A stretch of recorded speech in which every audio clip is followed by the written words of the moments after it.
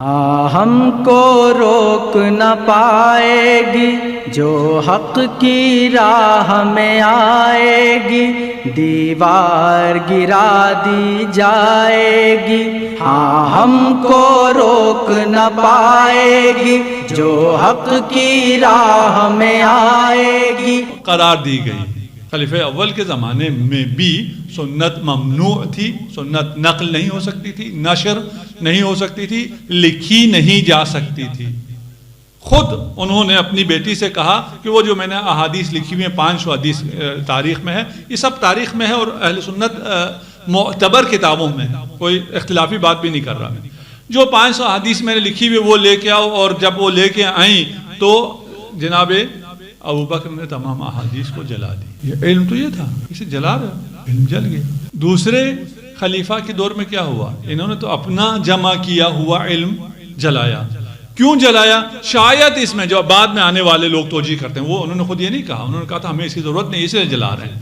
بعد میں آنے والے توجیہ کرتے ہیں شاید اس میں کچھ ایسی احادیث ہوں جو صحیح نہ ہوں، اس لیے میں نے جلا دی۔ بھئی تم نے رسول سے ڈائریکٹ سنی ہے، شاید کدھر سے آگے؟ آج اگر میں کہوں کہ میں نے اس سے لیا، اس سے لیا، اس سے لیا، وہ جس نے ڈائریکٹ سنی ہے وہ احادیث کو جلا رہا ہے، جو خود لکھی ہے اپنے ہاتھوں سے رسالت مآب سے مستقیماً سن کے لکھی ہوئی تمام احادیث کو جلا دیا۔ نحمدہ ونصلی علی رسولہ الکریم، اما بعد۔ معزز سامعین، السلام علیکم ورحمۃ اللہ وبرکاتہ۔ ایک رافضی ذاکر کا بیان سننے کا اتفاق ہوا۔ وہ حضرات خلفۂ راشدین پر تنقید کر رہا تھا اور اس کی گفتگو کا موضوع تھا، اور وہ یہ ثابت کرنا چاہتا تھا کہ خلفۂ راشدین سنت کے دشمن ہیں۔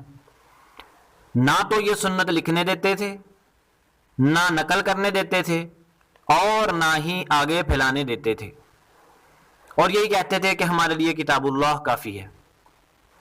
اور پھر اس نے حضرت ابوبکر عمر رضی اللہ تعالیٰ عنہ کے 2 واقعات بھی نقل کیے۔ اس نے جو باتیں حضرت ابوبکر رضی اللہ تعالیٰ عنہ کے متعلق کہی ہیں، اس پر ہم انشاءاللہ آپ کے سامنے کچھ عرض کریں گے۔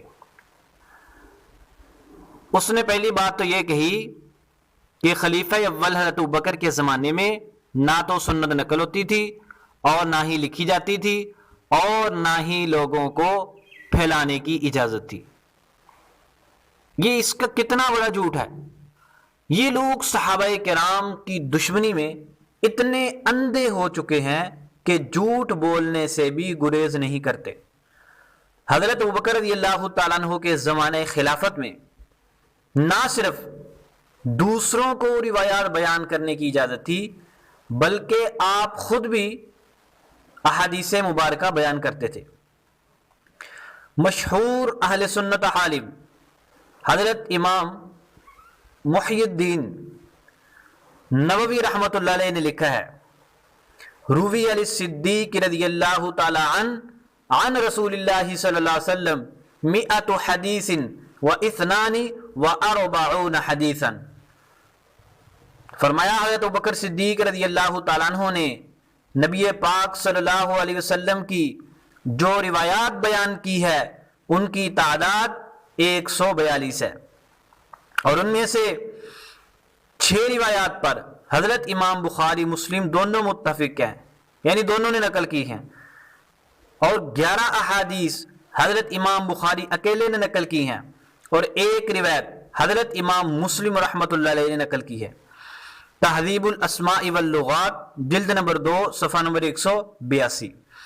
اگر حضرت ابوبکر رضی اللہ تعالی عنہ روایات بیان کرنے کے پھیلانے کے دشمن تھے تو انہوں نے 150 کے قریب یہ روایات بیان کیوں کی ہے؟ آپ کا روایت بیان کرنا اس بات کی دلیل ہے کہ آپ بیان کرنا بھی جائز سمجھتے تھے، نقل کرنا بھی جائز سمجھتے تھے، اور آگے پھیلانا بھی جائز سمجھتے تھے۔ باقی رہا یہ بات کہ آپ کی روایات تھوڑی کیوں ہیں، حالانکہ آپ قدیم صحابی ہیں۔ حضور پاک صلی اللہ علیہ وسلم کے انتقال کے بعد آپ کو خلیفہ بنا دیا گیا، صرف 2 سال کا عرصہ ملا، اور اس میں آپ کی مصروفیات اتنی زیادہ تھی، کہیں لوگ نبوت کا دعویٰ کر رہے تھے، کہیں لوگ زکوٰۃ کا انکار کر رہے تھے، کہیں اور فتنے پھیل رہے تھے، تو آپ ان میں اتنا مصروف رہے کہ روایات آگے بیان کرنے کا اتنا موقع نہیں ملا، ورنہ آپ کی روایات تو بہت زیادہ تھی۔ دیکھیں جب یہ مسئلہ پیش آیا کہ رسول پاک صلی اللہ علیہ وسلم کو کہاں دفن کیا جائے، تو کس نے بتایا تھا؟ حضرت ابوبکر رضی اللہ تعالی عنہ نے نبی پاک صلی اللہ علیہ وسلم کی حدیث مبارکہ سنائی تھی۔ اگر آپ سنت کے مخالف ہوتے، اگر آپ روایات بیان کرنے کے مخالف ہوتے تو قطعاً حضور پاک صلی اللہ علیہ وسلم کی حدیث بیان نہ کرتے، کبھی بھی اس سے استدلال نہ کرتے۔ حضرت ابوبکر رضی اللہ تعالیٰ عنہ کے متعلق شیعہ کا یہ گمان اور یہ کہنا بالکل باطل ہے۔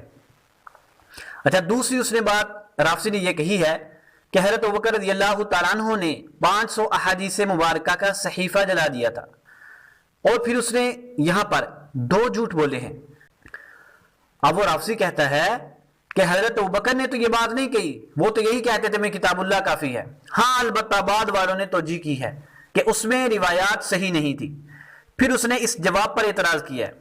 اس میں پہلی بات قابل غور یہ ہے، اس کا یہ کہنا کہ حضرت ابوبکر رضی اللہ تعالیٰ عنہ نے یہ کہہ کر کہ ہمیں کتاب اللہ کافی ہے روایات کو جلایا تھا، یہ بات بالکل غلط اور جھوٹ ہے۔ اس رافضی ذاکر کو اس پر توبہ کرنی چاہیے۔ اور دوسری اس نے یہ بات کہی ہے کہ اس میں کچھ روایات صحیح نہیں ہیں، یہ توجیہ بعد والے کرتے ہیں، یہ بات بالکل غلط ہے۔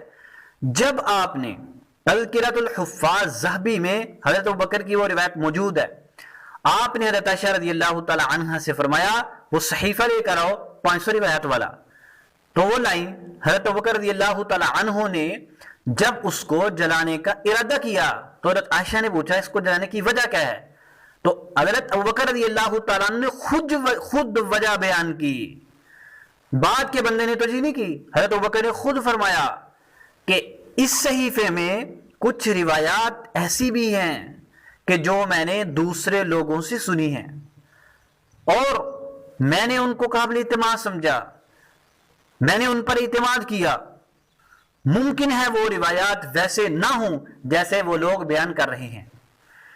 یعنی حضرت ابوبکر رضی اللہ تعالی عنہ وہ کامل اعتماد، کامل یقین والی بات کو آگے بیان کرنا ضروری سمجھتے تھے۔ ذرا سا بھی شبہ پڑتا تھا تو پیچھے ہٹ جاتے تھے کہ اس میں کچھ روایات وہ جو میں نے خود سنی ہے اور کچھ روایات ایسی ہیں جو میں نے دوسرے لوگوں سے سنی ہیں، اب جو میں نے دوسرے بندے سے روایت سنی ہے اس نے آگے حضور پاک صلی اللہ علیہ وسلم سنی ہے، ممکن ہے سننے میں غلطی ہو گئی ہو، ممکن ہے بیان کرنے میں غلطی ہو گئی ہو، ممکن ہے جس بندے سے میں نے وہ روایت سنی ہو وہ بندہ منافق ہو اور وہ حضور پاک صلی اللہ علیہ وسلم کے الفاظ کو بگاڑ کر آگے بیان کر دے، کیونکہ وہاں پر منافق بھی تھے بہت سارے جن کے بارے میں حضور پاک صلی اللہ علیہ وسلم کو معلوم تھا، حضرت حذیفہ رضی اللہ تعالیٰ عنہ کو، تو اس لیے آپ نے فرمایا کہ اس کی روایات آپس میں مکس ہو چکی ہیں، اس لیے میں اس صحیفہ کو جلا رہا ہوں۔ اس لیے اس رافضی کا یہ کہنا کہ یہ توجیہ بعد والوں نے کی ہے، یہ بات بالکل غلط ہے۔ اچھا، پھر اس نے دیکھو اس کو یہ بھی نہیں پتا کہ اس روایت کے اصل الفاظ کیا ہیں، پتہ نہیں کسی سے سن کر ہی آگے بات چلا دی۔ آگے اس جواب پر اعتراض کرتا ہے کہ روایات صحیح کیوں نہیں ہیں، کہ یہ تو حضرت ابوبکر نے بغیر کسی واسطہ کی حضور پاک صلی اللہ علیہ وسلم سے سنی ہے، حالانکہ اس صحیفے میں 2 طرح کی روایات ہیں۔